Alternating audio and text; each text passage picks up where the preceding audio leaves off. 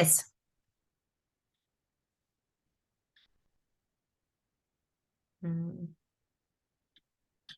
You can just also make me a co-host and yeah, but I'm just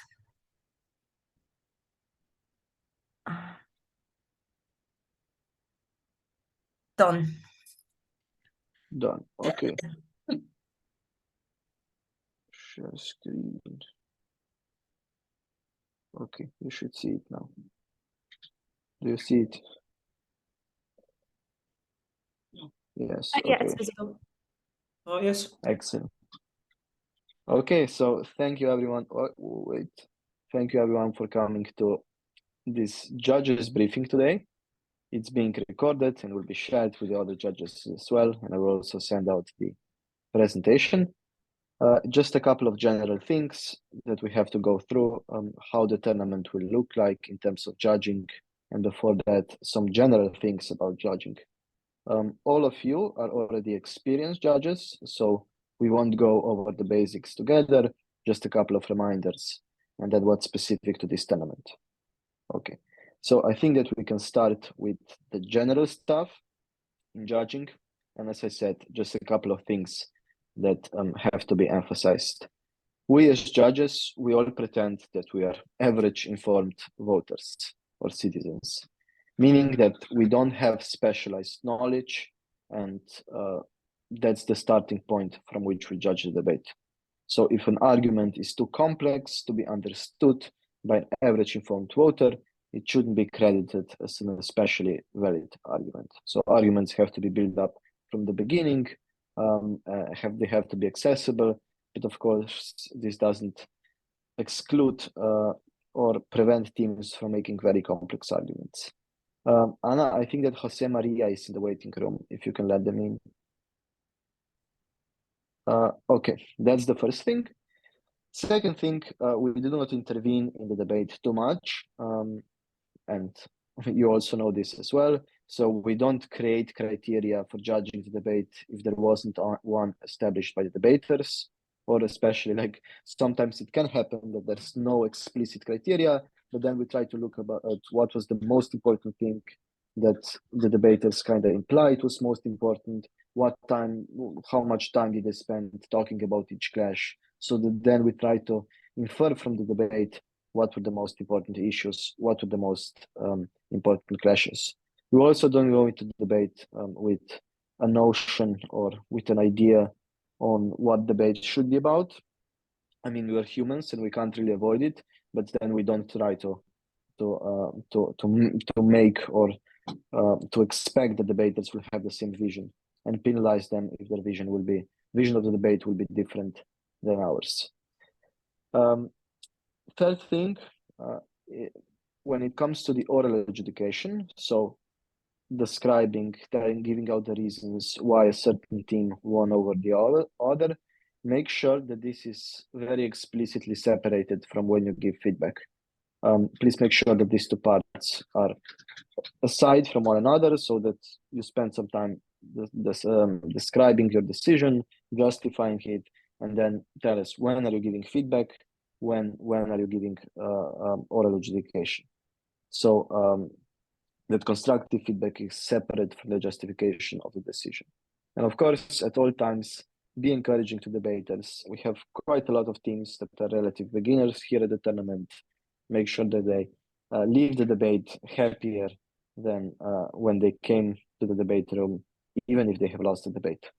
For now, all rounds at the competition will be open, so you will have to tell your call, justify it, and then of course please be available for debaters to provide feedback as well.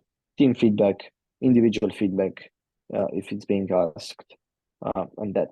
Okay, so that's it when it comes to the general judging tips, and then we can go to specifics of this tournament. But are there any questions? Maybe is something unclear? I think that you're all familiar with WSDC debating format. You know what the rules are, and you know what the speaker roles are and similar things. So I don't have an intention to go over that. Any questions? No questions. Good, but nice group. But yeah, what's the difference? I mean, just for the sake of understanding better this average informed voter, what's the difference between this and this reasonable person and this informed citizen? There are like different names you give to this standard. Yeah, they're the same thing. Essentially, yeah.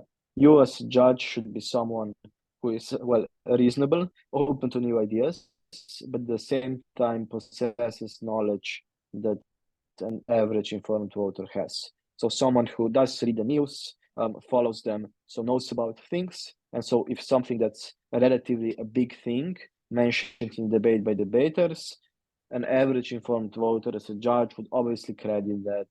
But if it's something very specialized that someone who is averagely informed would know about that, then it has to be really explained by the debaters. Only then it can be credited.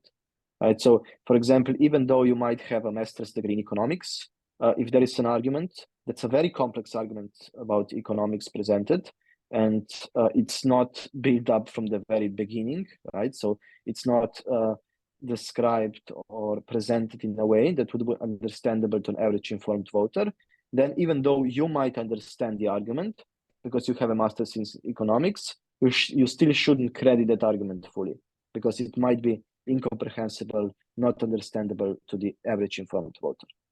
So yeah, that's the thing that's important here, and that's connected, right, to the second issue, that we should not intervene the debate in terms of content too much, right? So even like this also applies, even though we have highly specialized knowledge that maybe, you know, we know that something debaters are saying is not correct, but if that knowledge is only something that someone who is highly specialized in that field has, then this shouldn't be part of our decision-making process when you're deciding who is winning the debate. Okay, I hope this answered your question. And now I'm again opening the floor if there are any other questions.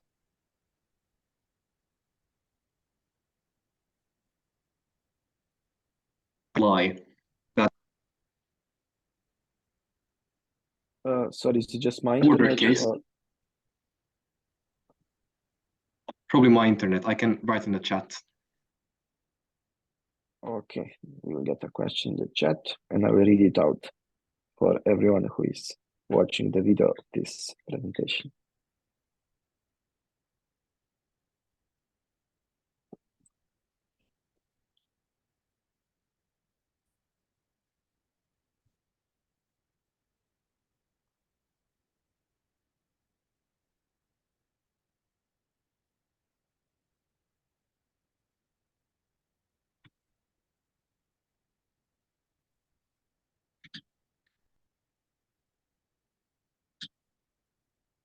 Okay, we're waiting for the question.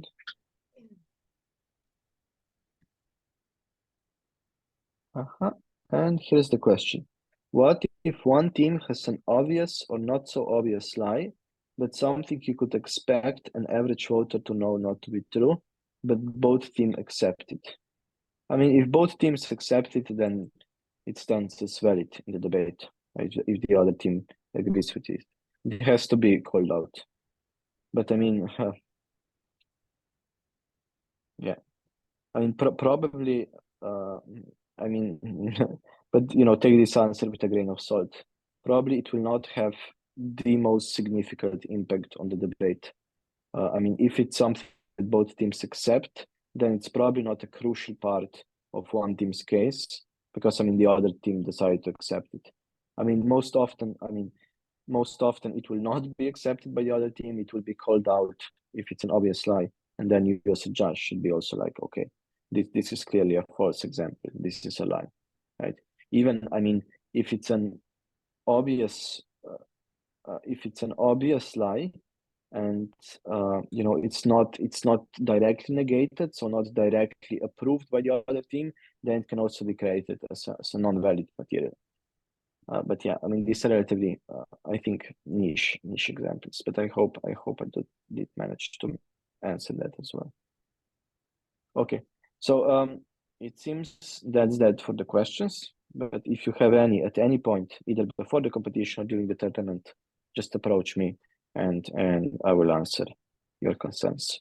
And I also think that there will be a video of the overview of the WSDC debating format shared, right, Anna? That's why Yes. we did. Okay, so all right, great, excellent. So now specifically about the tournament. Wait, I just need to go back. Don't see the first thing. Sorry, I need to like this. Okay. So at this tournament, we will have mostly two-person judging panels and a few one-person panels. All panelists who are not trainees, and I will explain what a trainee is in a bit, will submit the ballots. So debates will either end with a 3-0 decision in a case of a solo chair, or in a case when two panelists are unanimous in the decision, or in a 2-1 split. So everyone is expected to submit ballots, except trainees. We're still going to see if we're going to have trainees at this tournament, but if you see the draw and there's the letter T, and the T is circled next to your name on the draw, then you do not submit a ballot, but you still participate in the discussion that happens after the debate. So that's a trainee. But otherwise, everyone else is expected to submit a ballot. What happens after the debate is finished, right? So the debaters end talking, you send them out of the room, and then you have some time. The chair judge, that's the person that's listed first on the draw, and there will be a letter C next to the name, should be the one who manages the discussion that happens. Now, the important thing here is that we're going to do conferral judging. Conferral judging is also something that is a relatively new addition. I mean, last year it was a thing at the World Schools Debating Championship, and it's a bit different from what maybe was the standard in WSDC debating in the past. So there is expected that judges, the panel, discusses the decision a bit before reaching the final call. So how should this process should happen in a way that first chair asks the panel to take a couple of minutes to think about the decision, then the discussion begins, and after that, the final call is made. There are still separate ballots in the end. So those of you who are familiar with British parliamentary debate format, it's different than BP, and in two ways. One, there are still separate ballots in the end, right? So even if it's a 2-1 decision, we get like two separate ballots. There's not only one ballot. And secondly, the purpose of the discussion is not to reach a consensus, to convince the other panelist, but just to clarify the panelists' view of the debate. Did everyone catch all the arguments? Is there a certain question regarding the rules? What should be credited? What should not be credited? Did perhaps a certain argument came too late? Did a part of the third speech, was a part of the third speech too new? To clarify the view of the debate, right? See if everything was caught by all panelists, and then after that, the final decision is made. Please mind that, I mean, panelists are in no way required or expected even to change the decision in order that it fits the call that the chair did. Panelists are completely independent to vote however they want, and should they change the discussion, should they change the decision after the discussion, right? So maybe initially they're voting with proposition, and then they decided to go with opposition. They of course will be also expected to justify why they're flipping the call or why they're changing the decision. Okay, so we're doing conferral judging. Yeah.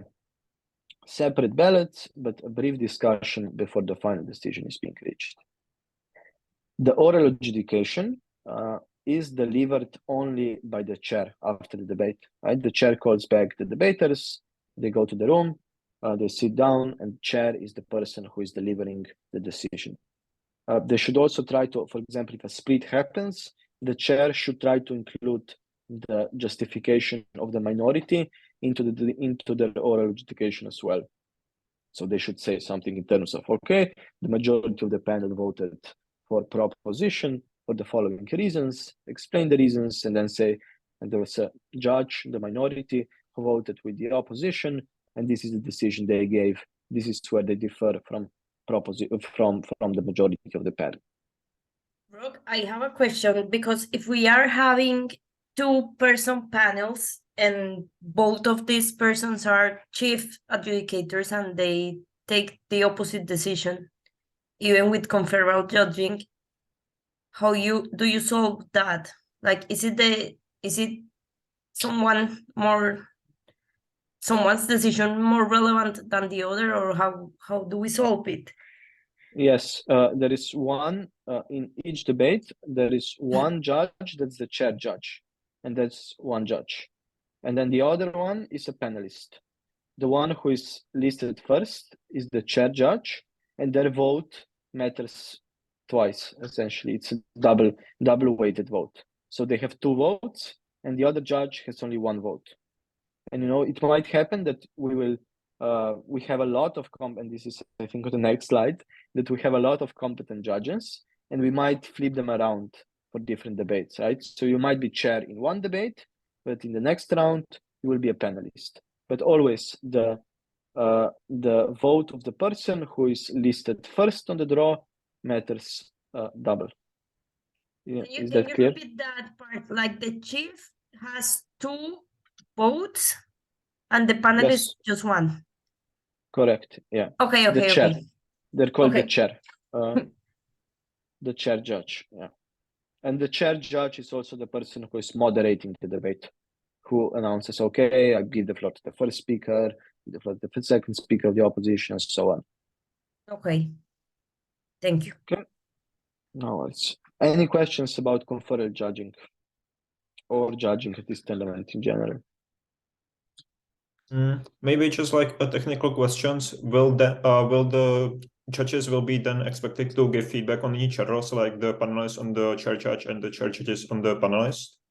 Yes, and I think that this is on the next slide. And here we are.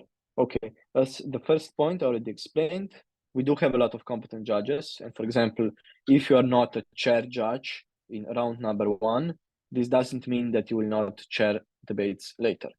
Also, if you're a wing at round 1, or if you're a trainee, this doesn't mean that you will remain a trainee the entire debate.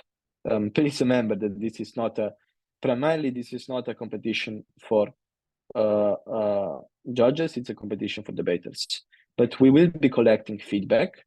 It will be collected online, and the feedback will go in the following ways. Teams will deliver feedback on chairs. So the person who they hear explain the justification. Chairs will give feedback on panelists, and panelists on chairs. We are doing this to ensure best possible judging and also to ensure the quality of the break, because we will of course also have a judges break. But remember, not a competition for us, it's a competition for debaters, and it's important that also debaters' opinions, values are heard, so that we have the best possible judging at this competition. And we will ask you, and we will rush you, and do all things necessary that we get feedback from you, because it's really important that we get as much feedback as possible. I will explain in a bit how technically everything will look like in terms of submitting feedback and all of that. But one thing that has to be also clarified here is that please don't take too long with the decision and the oral adjudication. 30 minutes altogether maximum, right? Think about, like, a debate ends, 2-3 minutes to reach an individual decision, right? To think about your call, then maybe 10 minutes maximum the discussion in the panel, then 2-3 minutes to fill in the ballots separately, right? So that's around 15 minutes altogether. You call the debaters back in, and then maybe half of time to explain the decision, and then half of time to explain, to give the feedback to the debaters, right? So 5 to 10 minutes for the decision and up to 10 minutes for the feedback. Be nice to runners as well. runners are people who are collecting ballots, and they will be told that they have to, but in this case, we will not have runners that will physically collect ballots because everything will be done online, and that's the next slide. But there might be people coming to a room and rushing you, please submit the online ballot. Okay, and are there any questions at this point? No questions. Excellent, excellent. Then we can go to the technical details, closely linked to the previous slide. We have a no paper policy at this tournament to help protect the environment, the turtles and everything, and the trees. So we will have online ballots only, and the online ballots thing will be done via Adjudicator. I think that most of you are already familiar with that software. In order to do that, we need to have your email addresses. And can you please, everyone, send your email address to Ivan Koruza? Please do that either via Facebook, here on the Zoom chat, or send them an email to ivan.koruza@zymeproti.si. And also, if you know emails of your colleagues, Alexandra, Johanna, please also give us their emails as well, so we get this as quickly as possible. But we'll get them one way or another before the competition anyway. And you will receive an email with your private URL. And if you click on that private URL, you will be able to see that not only which debate you're judging and in which room. You will not see this now, obviously. You will see it tomorrow when the draw for number 1 is released. But you will also have the option there to submit ballots for debates you're judging and to submit feedback. Teams will also get their private URLs. Each team will get one, and they will be able to submit feedback via that. Okay. Do I need to say anything else about this topic, Ivan? No. Okay, I said everything, it seems. So any questions about technicalities? I'm not sure I still have like my account on Activa-t. Like, how can I? You don't need an account. You just need a link. Okay. No account needed. Yeah, no worries. Just a link. We already have your email. Don't worry. Ivan already has it. I think he already created your private URL. It works. So that's that. What's in the chat? Okay, thank you very much for all the emails. Okay, so that's the technicalities. I think that there will also be. We don't have. I mean, all of you, I think, are from the EU, so you should have enough internet to submit the ballot. But also there will be Wi-Fi at the venue, and I think that Anna will explain that anyway tomorrow how that works to all the participants. Okay. And this is then how the ballot will look like. So kind of almost like that. When you have an online ballot, you will have everything in there already, and you will just have like a drop-down menu for each speaker. You click there, where it says first proposition, you click there, and then you choose who is doing the first speech, and then you do this for all the other speakers. And after the debate is over, you input different speaker points. What's important here, a reminder, please also have a physical version of your ballot, not a physical version of ballot, but just like when you take notes, also like write it down somewhere offline. You can also do it on your phone, on a piece of paper. So for example, so if you then make a mistake in the Adjudicate system, we can go and check with you, okay, how many speaker points did you give to this speaker? So have some evidence of what kind of a ballot did you fill that's not in the Adjudicate. It's good like that you write it down maybe on a piece of paper if you're using paper, just names, speaker points, so we can go over that.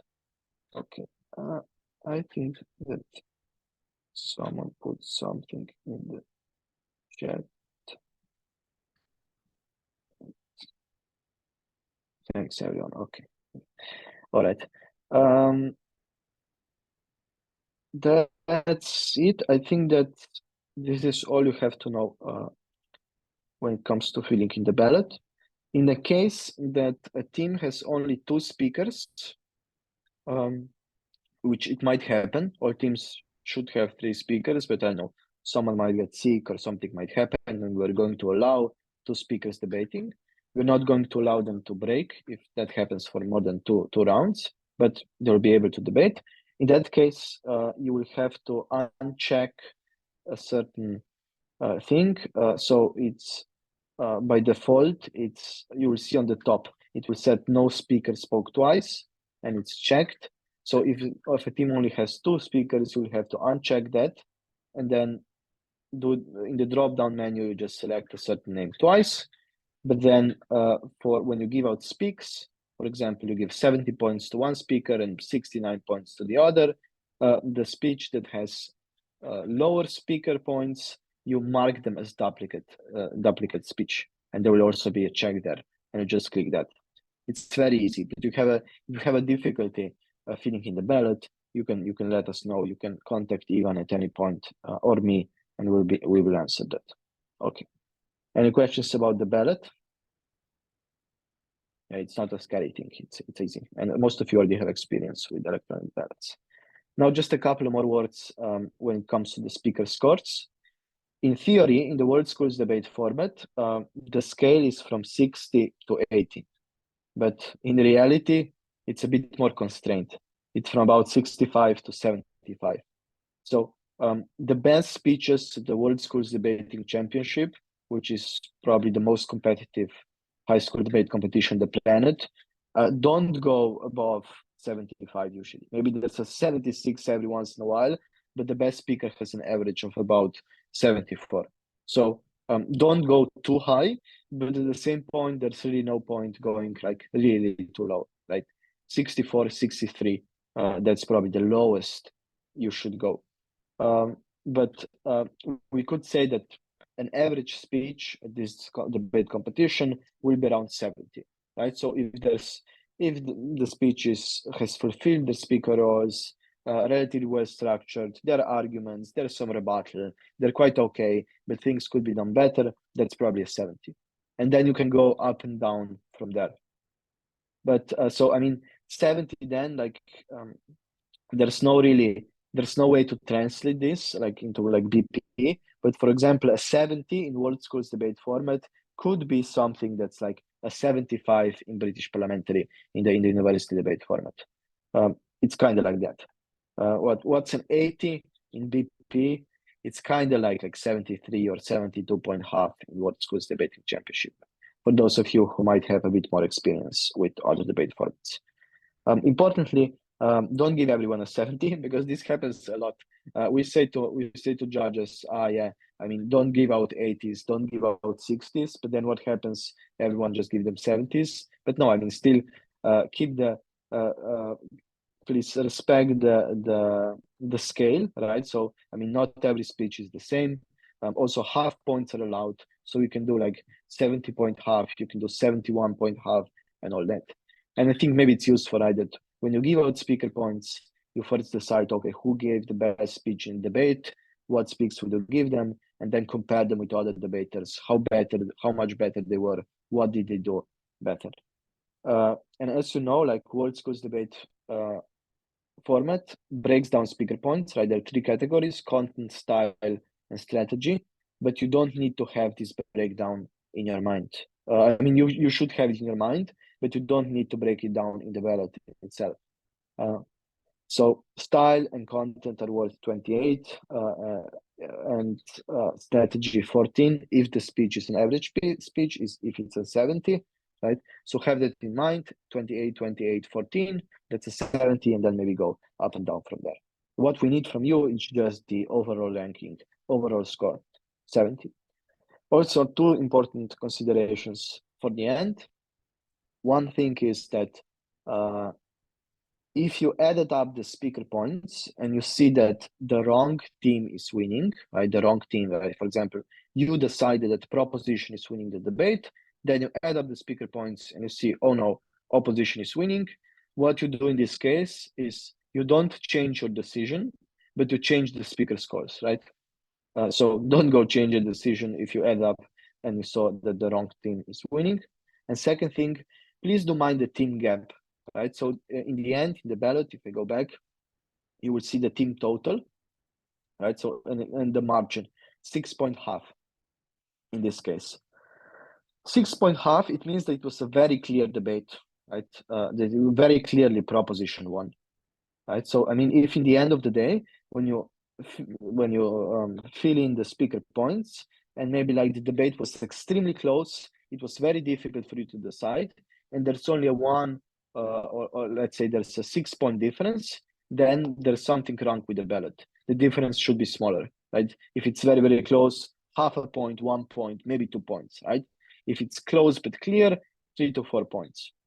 Anything above 10 points, for example, it's a landslide win for one team.